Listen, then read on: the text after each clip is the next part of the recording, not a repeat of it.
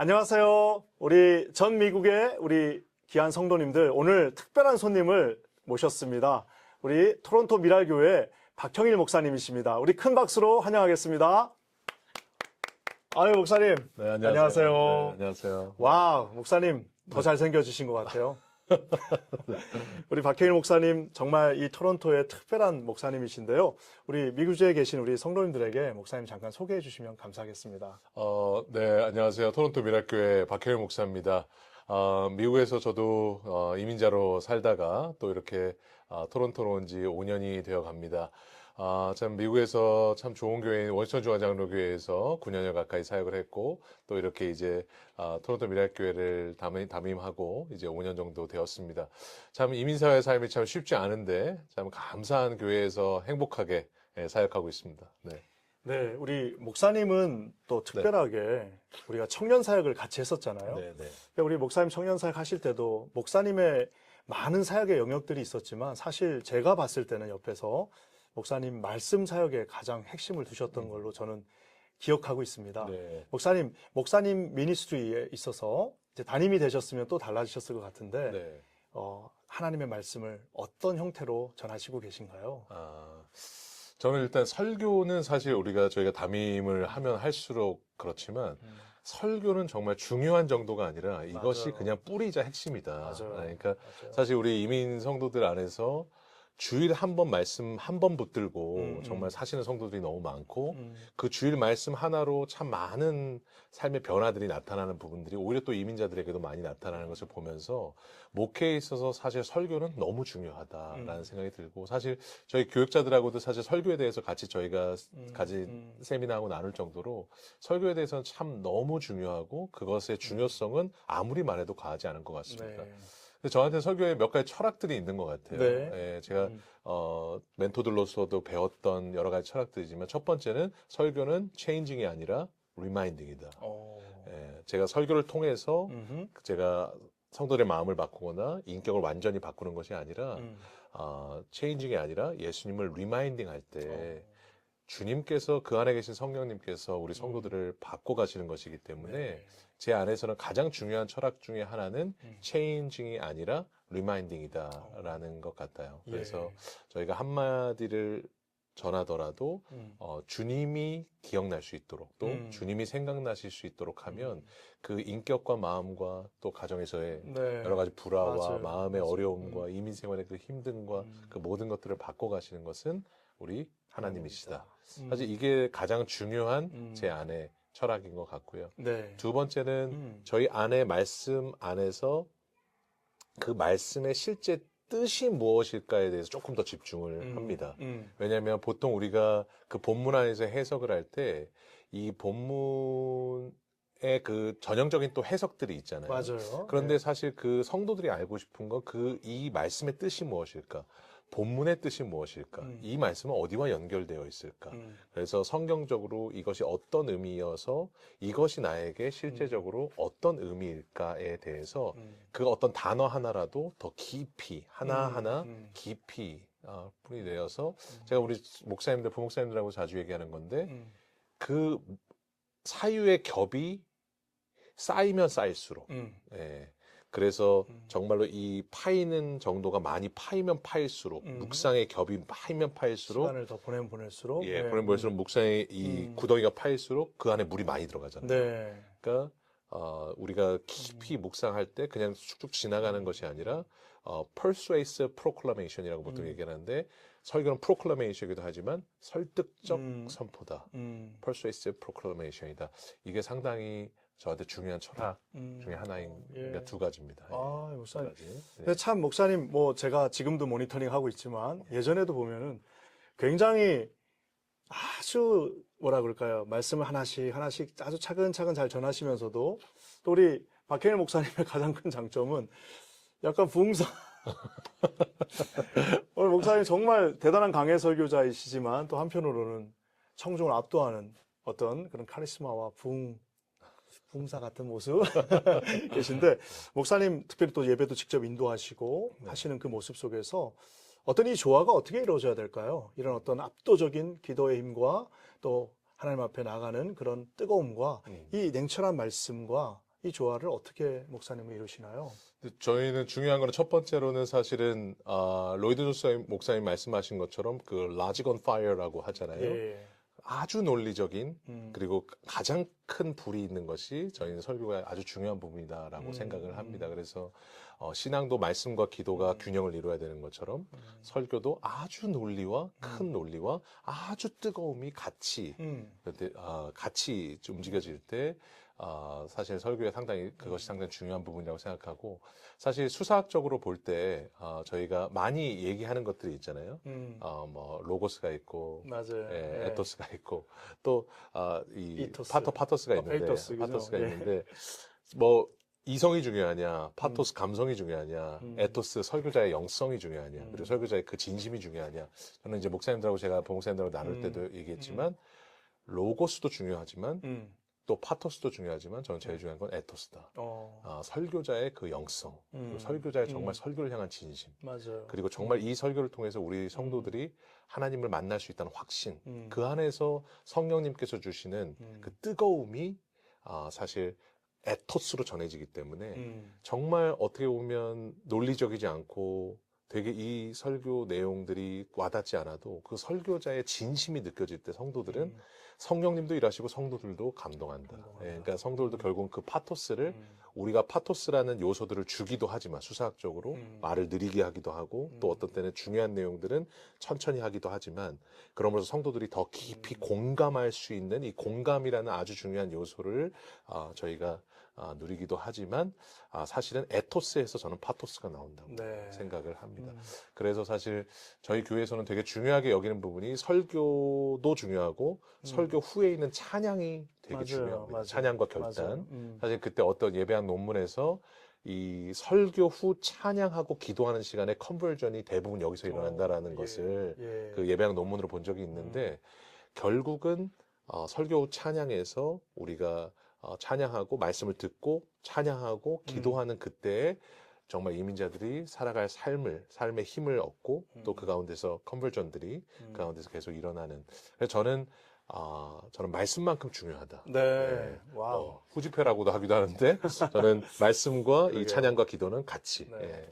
균형 있게 가야 된다. 목사님 나오셔서 딱 목소리 두껍게 하셔가지고 한번 이렇게 우리 성도님들한테 리마인드 해주실 때 참 그때 우리가 청년부 할 때도 목사님이 나오셔서 이렇게 한번 그 설교들을 다 리마인드 하시고 찬양으로 이끌어가고 또 찬양하면서 기도하셨을 때 굉장히 참 뜨거웠어요. 네. 또 그리고 기억에 오래 남는데 우리 목사님은 이민자들, 우린 또 특별한 교회들이잖아요. 저희는 이민교회를 섬기고 있는데 이 이민교회에 있어서 설교는 조금 더 달라야 되지 않을까요? 지금까지 원론적이었다면. 네. 이민자들에게는 사실 저에게는 첫 번째 우리 설교가 목양적인 설교인 게 매우 중요하다라고 생각이 듭니다. 왜냐하면 이민자가 되어보지 않고 이민자에게 설교하는 것은 참 매우 어려운 것 같습니다. 예. 한국에서 오시면 설교하면 안 되겠네요. 그건 아니지만 예. 공감이 될 때 맞아요. 예, 예. 저희가 이민자라는 오늘도 목사님 예. 말씀하신 것처럼 이민자라는 한마디만 하셔도 성도님들은 그게 맞아요. 이민자 성도님들 깊이 예. 와닿으시잖아요. 그래서 그 공감이 일어날 수 있는 삶의 어떤 우리가 적용할 수 있는 것들이 중요하다. 그래서 제 철학이기도 하지만 설교는 우리가 말씀을 전하는 것만이 아니라 이 성경을 통해서 우리들의 이야기를 하는 것이다. 라는 그 어떤 말씀이 저에게 들었던 말씀이 너무 깊은 제 공감이 되었고요. 그래서 그것을 우리들의 이야기를 전하는 것. 두 번째는 저는 개인적으로 제가 이민자로 살면서 저를 통과한 설교가 성도들을 통과한다라는 제 안에 철학이 있습니다. 그러니까 제 안에서 고민했고 이민자로서 고민했던 그 저를 통과한 설교. 그래서 이 설교에서 그가 고민했고 제가 삶 속에서 어려웠고 제가 실제로 진짜 치열하게 싸웠던 그 삶의 흔적 속에서 하나님이 주셨던 답. 그게 저를 통과하고 나면 결국 그 설교를 전할 때 성도들을 통과하더라고요. 그래서 참 그게 중요했고 마지막으로는 사실 저는 아까 목양적인 설교라고 얘기한 이유가 뭐냐면 지금 이민 생활의 그 빡빡함과 어려움 속에 살아가는 성도들에게 계시의 나선형이 중요하진 않은 것 같아요. 네, 오케이. 지금 우리 안에서의 그런 어떤 헬렘의 중요성이 중요하진 않은 것 같아요. 네. 그 신학적인 내용도 중요하지만 결국 오늘 우리 성도들이 살아가야 될 그 삶 속에서 실제적으로 내가 애플리케이션하며 오늘도 삶 속을 살아갈 수 있는 목양적인 설교가 사실 우리 이민자들에게 좀 상당히 중요하지 다이렉트한 않나. 적용이 필요한 거죠, 목사님. 그렇지 않나 저는 네, 사실 이제 맞아요, 이민자 삶 맞아요. 속에서 네. 사실 집에 갈 때 뭐 하나 들고 가야 되는 우리 이민자들은 들고 갈 때, 네. 집에 갈 때 주신 말씀에 하나의 핵심을 들고 가야 되는 목사님 그거를 좀 잘 말씀해 주신 것 같은데 네. 우리 미랄교회 와서 좀 놀란 것 중에 하나는 또 금요일 날 집회를 할 때 우리 자녀들과 같이 해요. 네, 네. 또 목사님이 또 이렇게 직접 또 찬송하시고 이러면서 하는 거 모습을 봤습니다. 네. 그 부분에 대해서 좀 얘기해 주시죠. 다른 기존의 미국 교회들하고는 좀 다른 것 같아요. 제가 미국에 있다가 캐나다에 왔을 때, 저는 이제 저희 안에 철학은 뭐냐면, 다른 세대가 아니라 다음 세대가 되기 위해서는 부모의 1세대 신앙이 전수가 되어야 된다는 것이 아주 중요한 제 안의 철학입니다. 네. 저도 사실 예전에, 제가 우리 성도들하고 나눴지만, 옛날에 어릴 때 잘 몰랐지만, 구역 예배를 드리면서 불길 같은 성신여를 부르는데 불길 같은 성신여를 희한하게 그냥 이렇게 박수를 치는 게 아니라 맞아요. 이렇게 위로 올라가게 돼요. 근데 그렇게 되는 것을 제가 보면서 저도 모르게 그게 배워졌거든요. 어렸을 때도. 어렸을 네. 때부터. 맞아요. 그러니까 그게 1세대 신앙이 제 안에 물려졌고 그 기도하셨던 어려울 때 기도했던 그런 신앙들이 물려졌고요. 우리 캐나다에 와서도 그 1세대의 신앙이 전수되어야만 2세대에게 희망이 있다라는 것이 중요하기 때문에 저희 안에서는 사실 매주 금요일 예배마다 사실은 우리 전 세대가 같이 다 와서 부모 옆에서 예배를 드리는 것이 저희 안에 되게 중요한 철학이고 네. 그래서 사실 주일 예배와 모든 그 교육부까지 다 본문이 항상 똑같습니다. 이건 네. 앞으로도 계속할 겁니다. 어. 그러니까 매일 매 본문이 똑같아야만 끝나고 나서 돌아갈 때 차 안에서부터 칼톡이라는 것을 시작하고 저희는 네. 그런 것들을 시작하면서 같이 나눌 수 있고 실제 이제 앞으로도 계속 그것을 계획하고 있지만 가정 안에서 어떻게 교회 같은 가정을 이뤄갈 것인가 네. 그것을 계속 나눌 수 있는 핵심은 저는 이제 본문이 같은 것. 그래서 같은 오늘 사무엘 얘기를 들었다면 부모가 들었다면 가정이 같이 들어야 된다. 같이 이 아이들도 들었기 때문에 같이 그것을 나눌 수 있는 것이 중요한 철학이고 금요도 마찬가지입니다. 네. 사실 금요 예배도 같은 본문을 같이 저희가 들으면서 항상 부모들이 옆에서 기도해주고 부모가 옆에서 기도하는 것을 아이들이 직접 보고 네. 사실 처음에 어려웠죠. 네. 왜냐하면 그랬을 것 같아요. 3살짜리 애들 막 돌아다니고요. 예, 막 떠들고 나가기도 하고요. 네. 그래서 사실 저희는 불을 끕니다. 그러니까 뒤쪽에 불을 다 끄는 이유가 앞쪽만 이렇게 되어 있는 이유가 그게 안 보이도록. 안 보이게. 예, 왜냐면 보이면 이제 우리 1세들이 어려우실 수도 있기 때문에 오히려 꺾고 대신 제가 말씀드렸어요. 애기 소리가 나도 당연한 거다. 이 아이들이 금요일날 다른 곳에 있는 것보다 여기서 예배 드리는 것이 너무 더 중요하다. 사실 이걸 지금 계속 해오다 보니까 제가 요즘 감사하고 감동인 것은 이 청소년애들이 앞에서 여기 한 무리가 있거든요. 여기. 네. 거기 애들이 기도하는 게 너무 기뻐요. 그렇네. 지금 작년도보다 기도 소리가 더 커요. 요즘 보면. 그리고 4학년짜리, 3학년짜리 애들이 아무것도 아닐 것 같지만 걔들이 그걸 다 적어요. 말씀을. 저는 이걸 계속 뿌리면, 그러니까 포기하지 않고 쉽진 않습니다. 네. 어느 대상으로 설교해야 될지 어떻게 해야 될지 모르지만 우리가 끝까지 포기하지 아니하면 이거는 영적인 열매가 반드시 난다라는 저희 안에 철학과 기쁨들이 지금 저희 안에 있는 것 같습니다. 네. 목사님들 이렇게 강해로 설교하시잖아요. 네, 네, 네. 이렇게 쭉 나가고 계신데 요즘 그러면 아가서를 설교하시는 건가요? 요즘은 저희가 사도행전. 그러니까 사도행전. 지금 이제 네. 가스펠 프로젝트 맞춰서 네. 사도행전 네. 하고 있습니다. 네. 와, 이렇게 목사님 이렇게 뭉텅뭉텅 네. 설교해 나가시는데 네. 목사님 개인적으로 어떤 장르의 성경을 가장 선호하시면서 설교하시나요?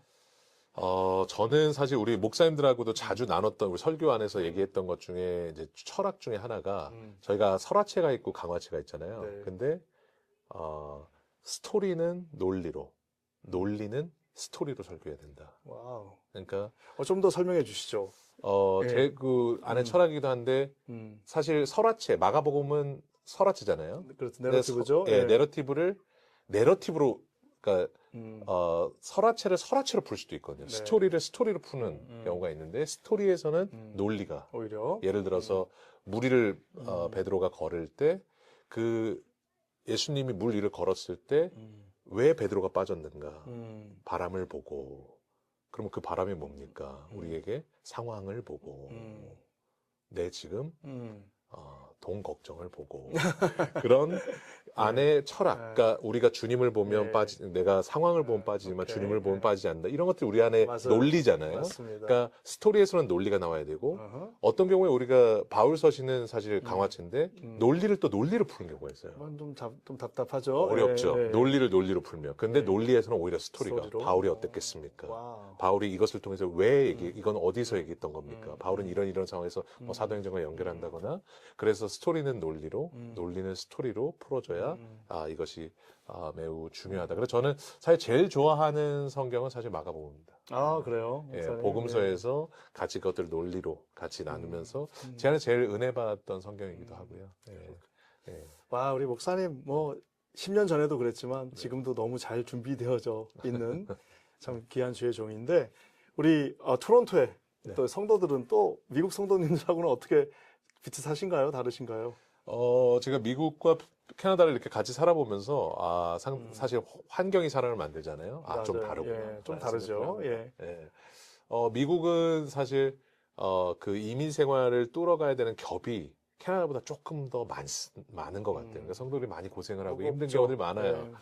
예. 참 영주권 받기까지 너무 어렵고 영주권 사기도 너무 많았고 참 네. 그 안에서의 한인 사회에서의 어려움들도 맞아요. 참 진짜 새벽 5시부터 진짜 저녁 11시까지 하지 않으면 살 수 없는 그 여러 가지 삶 속의 어려움들 그 속에서 상당히 어려움이 많고요. 그러다 보니까 그 어려움 속에서 오히려 조금 더 적극적으로 하나님을 찾는 열정들이 더 많으신 것 같아요. 예. 근데 어떤 때는 또 강하심으로 나타날 때 있고. 근데 캐나다는 조금 다른 것은 조금 더 그 부분이 조금 더 좀 여유가 있죠. 여유가 있죠. 예. 예, 조금 더 이민 생활이 지금은 좀 어려워졌지만 여유가 좀 있고 그 속에서 그러다 보니 조금 더 좀 여유 있는 그리고 좀 그렇다 보니 평온한 그 캐나다 분위기, 자연 속에 사는 캐나다 분위기 안에서 조금 더 수동적일 수도 있는. 네. 예, 그래서 근데 뭐 미국도 그렇고 캐나다 성도님들 다 참 너무 귀하신 맞아요. 분들입니다. 네. 예, 너무 참 좋으신 분들입니다. 이민교회를 세운다는 것 자체가 정말 하나님의 뜻이 아니고서는 예, 순종하지 않으면 할 수 없는 일 같아요. 맞습니다. 예. 예. 와, 목사님 참 이렇게 오랜만에 봐도 늘 기쁩니다. 우리 여전히 이민 생활하고 계신 우리 성도님들에게 마지막으로 격려의 말씀 한 말씀 해주시죠, 목사님. 네, 사실 이민 생활은 우리 바나나 목사님께서도 설교하셨지만 사실 뜻하지 않은 길, 그 뜻밖의 길이 참 항상 있는. 제가 우리 바나나 목사님께서 말씀하신 그것을 참 감동을 받았는데 뜻하지 않은 길 그리고 뜻밖의 길이 되는 이런 삶의 길이 참 많은 것 같습니다. 그런데 뜻하지 않은 길이고 뜻밖의 길이기 때문에 결국 우리의 삶에는 하나님의 뜻밖에는 없는 것 같습니다. 그 하나님의 뜻 안에서 살아가면 이민 생활의 척박함과 여러 가지 어려움, 참 살아가는 거 너무 어렵고 지금 미국도 어렵고 캐나다도 너무 어렵습니다. 예, 지금 살아가는 또 게 둘도 안 친하잖아요. 네. 어떡하면. 예, 참 살아가는 게 정말 빡빡하고 맞아요. 어렵습니다. 예, 맞아요. 진짜 어렵습니다. 근데 이 어려운 삶 속에서 또 뜻하지 않은 일도 많고 참 뜻밖의 일이 많은데 그럼에도 하나님의 뜻이 내 삶 가운데 이루어지는 것을 보면 그게 참 그렇게 기쁘더라고요. 네. 예, 그리고 참 그게 행복하고 그리고 제가 우리 성도들 자주 강조하는 거지만 내가 뭘 하는 게 아니라 은혜가 임하면 하게 되어지는 그냥 내 삶에 무엇을 해야 된다라는 압박감으로 사는 게 아니라 은혜가 있으면 모든 것이 되어지는 사랑을 하는 게 아니라 사랑이 되어지고 내가 섬기는 게 아니라 섬겨지게 되는 그 놀라운 역사들이 참 우리가 살아가는 자녀에게 약속해 주신 특권 영접하는 자, 그 이름을 믿는 자에게는 하나님의 자녀가 되는 권세를 주셨는데 아멘. 그 권세가 저희가 살리는 힘이 아닌가 라는 생각이 들면서 오늘도 이민생활을 살아가신 우리 귀한 이민자 성도님들 정말로 하나님께서 그 길에 함께 하시고 뜻밖의 삶 가운데 하나님의 뜻이 이루어지시기를 간절히 소원합니다. 아멘. 네.